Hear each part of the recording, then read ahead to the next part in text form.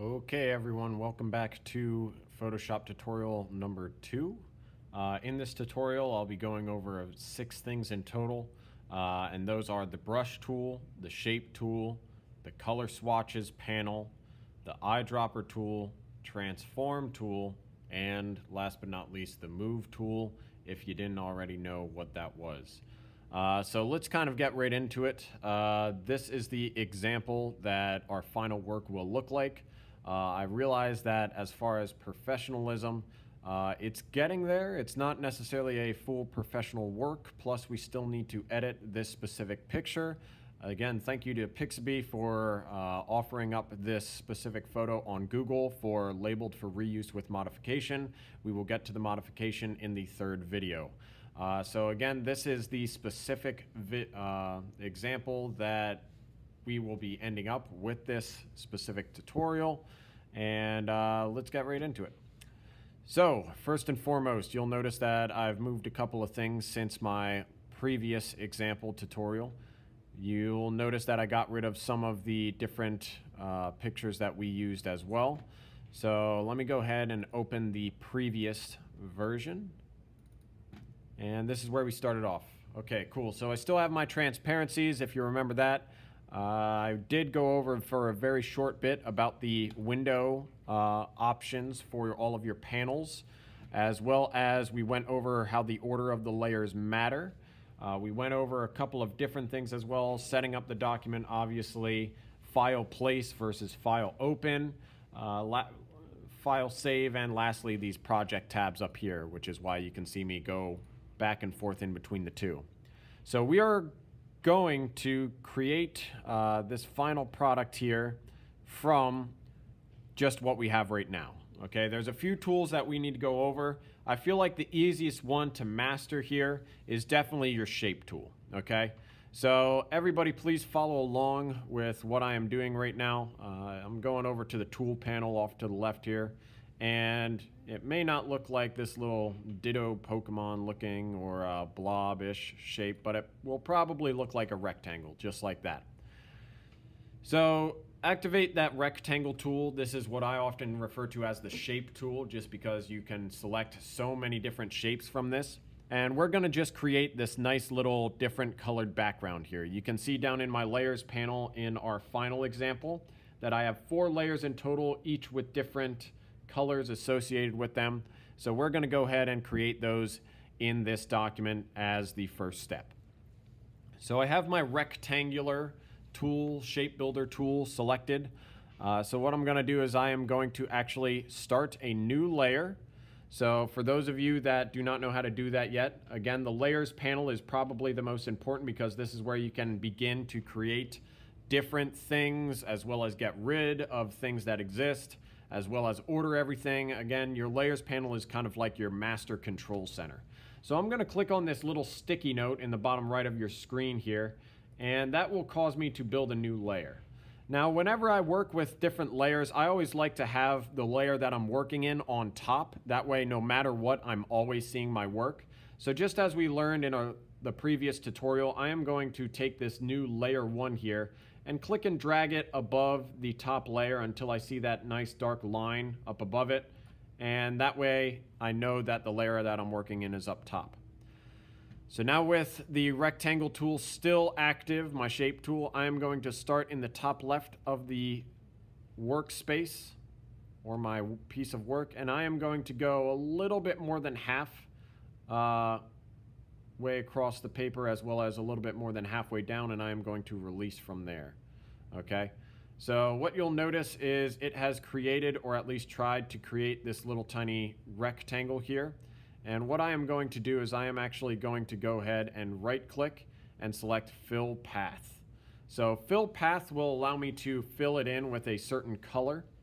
A lot of times if it automatically snapped and it has appeared there already, it may be whatever color is known as the foreground color right up here in your colors panel. So the foreground color, as I just said, is this front square right up here. So if I'm going to go ahead and hit cancel real quick, I can adjust this, and as long as I have the dark box around this foreground color selected, it will be whatever color. And that's oftentimes just an automatic setting. So let me go ahead and try and get to the setting of what you all probably see. So you probably all see this, where I drew a shape and it automatically just kind of snapped to the specific color. And that's the power of the foreground color. So you can go ahead and set it to whatever color you want. And to undo whatever you would like to do or whatever you have done, it's simple. All you're going to do is press and hold Control, press and hold Alt, and then hit Z for zebra. That is the shortcut key, the hotkeys for undoing something that you have already done.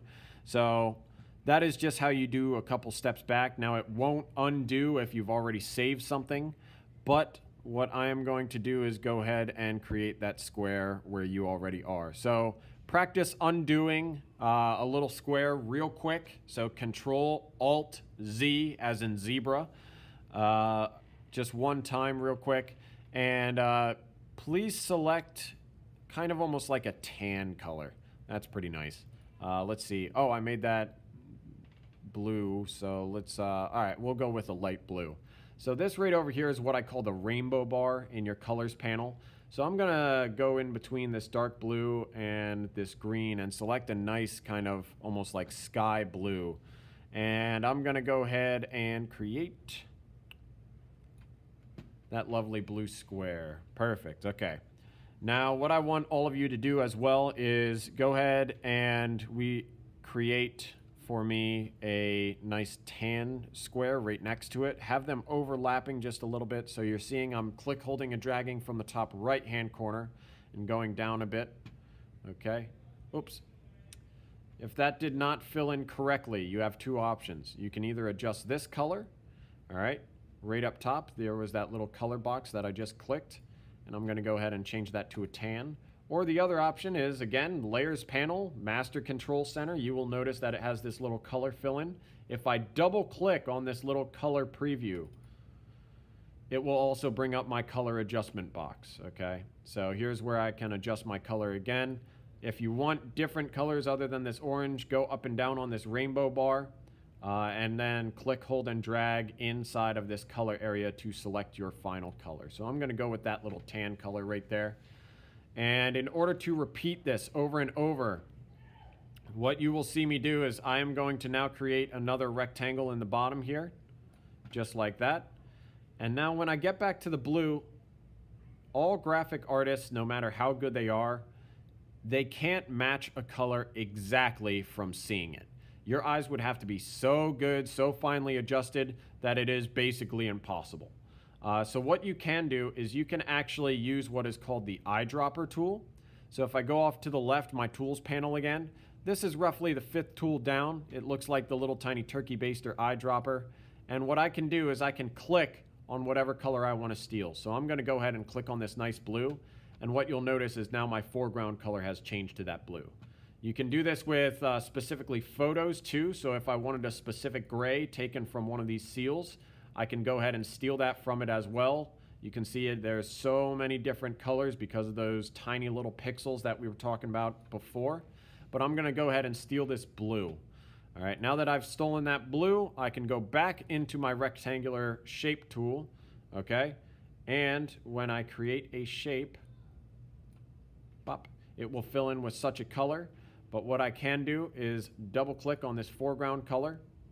And now time for the thing that I mentioned that you will learn as well. And this is called color swatches. So color swatches are basically your saved colors, okay? So color swatches was the third thing that I've mentioned. The first being the brush and then the shape tool as well when I just started rattling off all the things that you'll learn in this video. So this is what we'll call now number 2. You'll notice that there's this option to add to swatches whenever you double click on any type of color preview and this color picker pops up. So I want you to pick this specific color right over here, this blue, all right, and you can see the eyedropper tool even automatically activates, just another helpful thing from Adobe.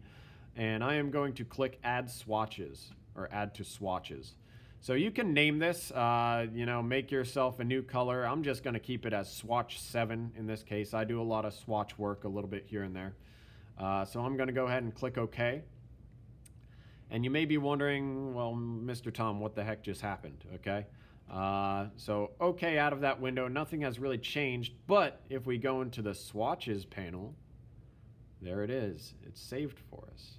So what I can do now is I can actually go ahead and double click on editing this specific shade of tan, this block. Be sure you have the correct shape selected, your correct layers. And then I can come on over here to swatch and select that specific color. Or an easier way would have also been to click on this specific area. So I can go back and forth between tan, that blue, that specific blue. And I'm going to go ahead and click OK. And look, all my shapes are ready to go. So in order to make this look a little bit better, we're going to have these shapes overlapping one another. And I am going to move these shapes down below all of my other pictures. So there I am. I'm just click holding and dragging. Keep on doing that. Keep on doing that. Good. All right. If you need to catch up, please pause the video right now just to move all your shapes down. I know that sometimes grabbing and dragging a layer is somewhat difficult, but this is where everyone should be right now. Next order of business. Okay, I've mentioned plenty of things. Again, I've rattled off those 6 things that you're going to be learning in this little demo. The transform tool was one of them, as well as the move tool. So if we want this specific work of art to look like our final goal project, which I'm a little bit off on my tan, that's okay. I could always just make a swatch. So what I need to do is I actually need to move some of these pictures around, maybe even tilt this big one here, as you see. So what I need to do is I am going to actually select whatever layer I'm editing. Layers panel runs the world. And I am actually going to use somewhat of my transform control. So this transform tool that I keep talking about, if you go back and forth between the two, if you activate your move tool, you will note, which is this top tool off to the left, you will notice that one of the options is show transform controls. So you can go ahead and check that little box up at the very top, right below all of your drop-down menus, and the handles will appear so that you can tilt, resize, anything of the such. Just be sure that if you do edit anything, that you do hit enter if those check marks appear as mentioned in the previous tutorial. So it looks like we are tilting this a little bit counterclockwise, all right? So I'm going to just grab a hold of this handle a little bit off it so that you see those little curved arrows, those flip-flop arrows. And I am going to click, hold, and drag my mouse and slowly work my way over. Now, if you ever want a perfect 45-degree angle or anything where it locks into specific angles, you can press and hold Shift. And what you'll notice is as I work around, it kind of snaps to specific angles. So that is a great way to turn your image at a perfect 90-degree angle if you need to. If you took a picture on an iPhone or something where you just want to turn it. So I'm going to turn this at what seems to be a perfect 30-degree angle. And I am going to go ahead, 15-degree angle, I'm sorry. And I am going to go ahead and size this down, again holding Shift. That way the picture does not distort. And now I can move this, click, hold, and drag it to the center to kind of look like, that project a little bit. Okay, oops. There we go. All right, size this down. And again, you can complete this transformation similar to place, where you either click on this check mark up in the top right-hand corner, or you can just hit enter on your keyboard. Just like that. So the transform controls can get in your way a little bit. It kind of gets annoying after a bit, so I'll go ahead and uncheck that, the little show transform control box.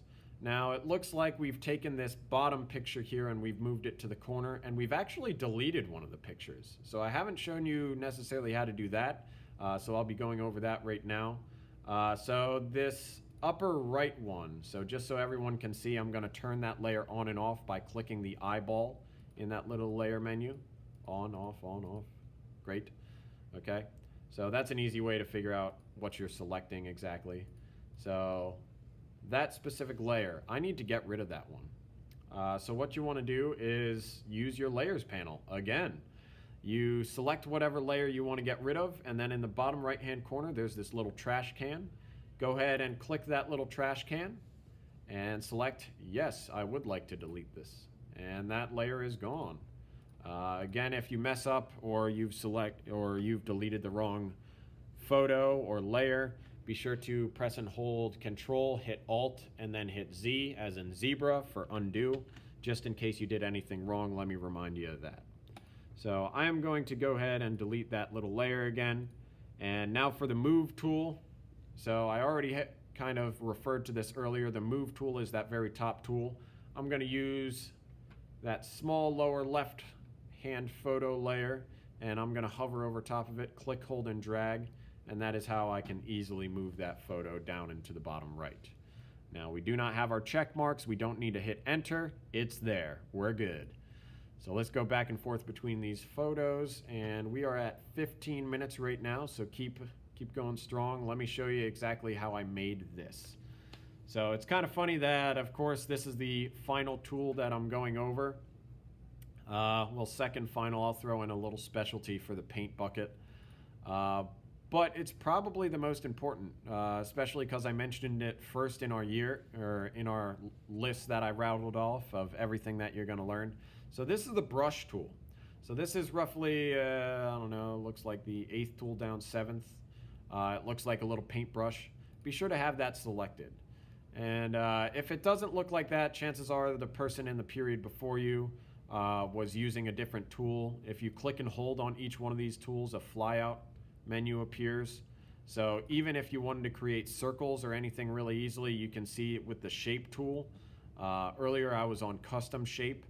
You can have circles, you can have rounded edge rectangles, you can have polygons, triangles, whatever you want, okay? Maybe I'll just create a whole bunch of those at the end of this video. So I'm gonna go ahead and use this little paintbrush, and the problem is it's not letting me do anything.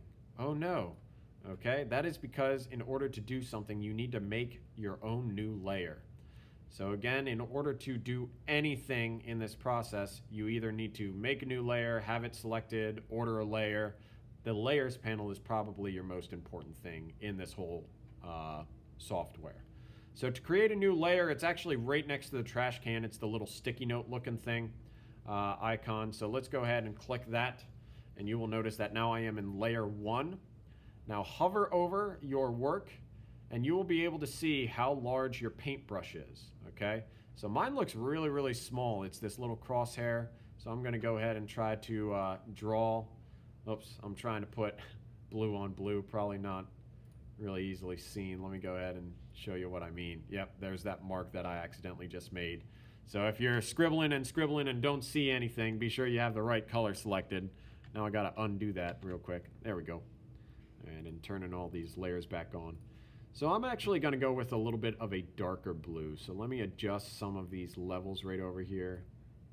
Give it almost like a purplish tint. Yeah, that looks nice. So I wrote seal to go ahead and kind of label the photo, I guess.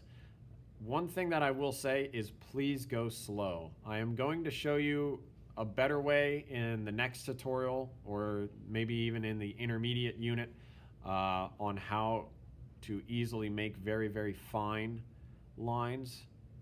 But if you go slow, you should be able to get a pretty decent word out. Notice the top of that X already looks kind of boxy. I kind of held that for too long. Okay, that's a pretty good S. All right, let's go ahead and grab the E.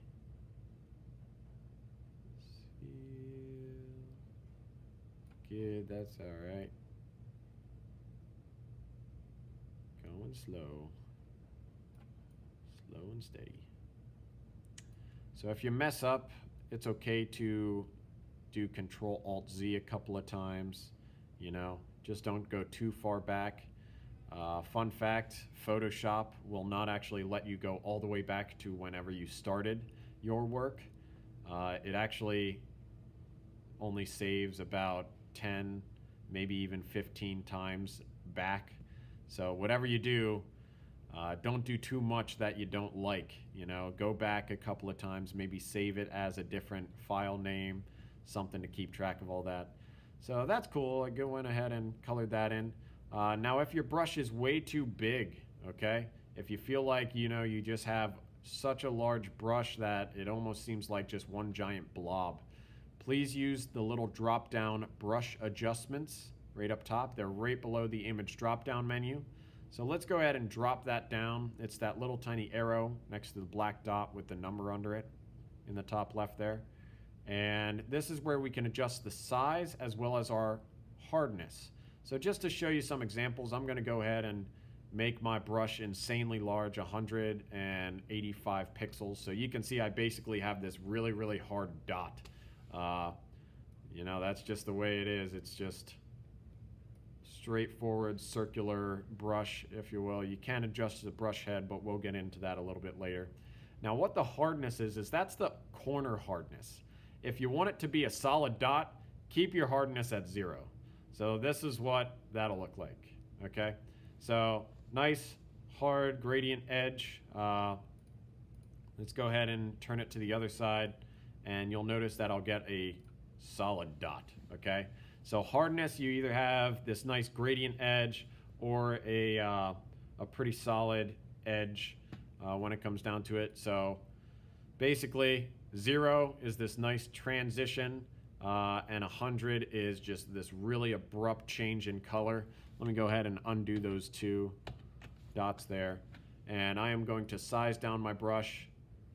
And for this next part where we create the heart, please keep the hardness at 100%.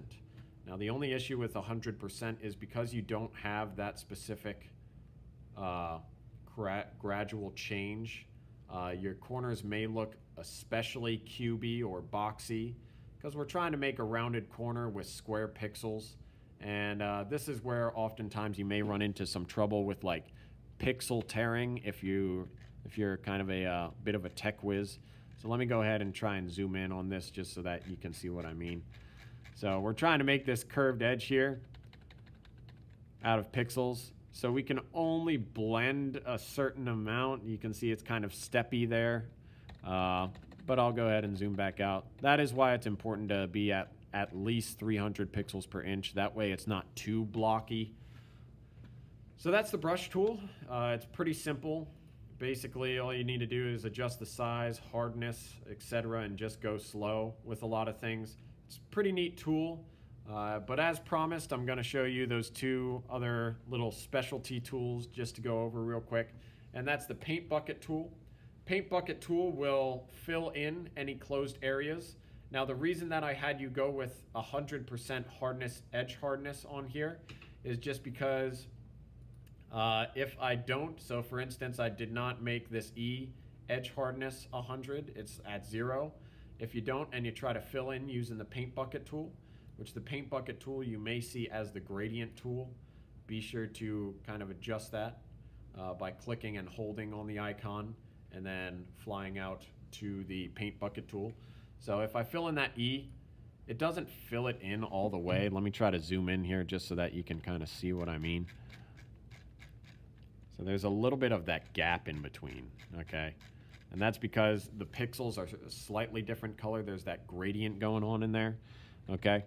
But since the heart was 100% hardness edge, there's no transition gradient. So if I try to fill in the heart, it fills it in without any space, which is great. Let me go back and undo that.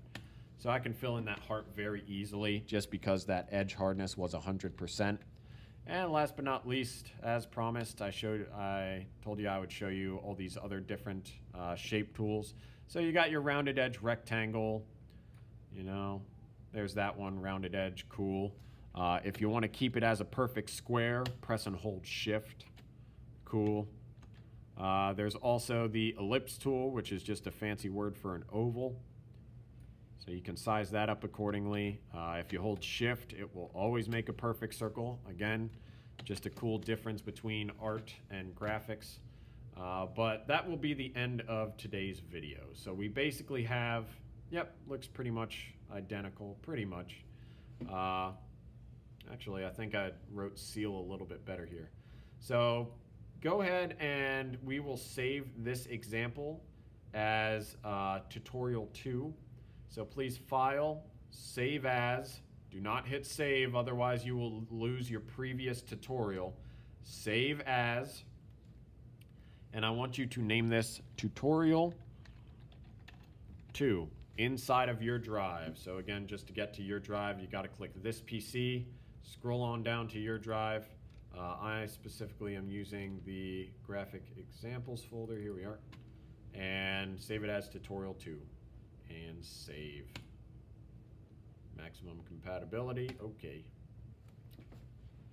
Great, and that's it. I hope to see you Thursday for some more of our tutorials, or any day if I decide to reuse these videos for multiple years, which I'm thinking I might. If you have a friend or anybody that wants to learn Photoshop, point them in the direction of these tutorials. That way they don't even have to take my class and they can learn Photoshop. Thanks, and have a great day.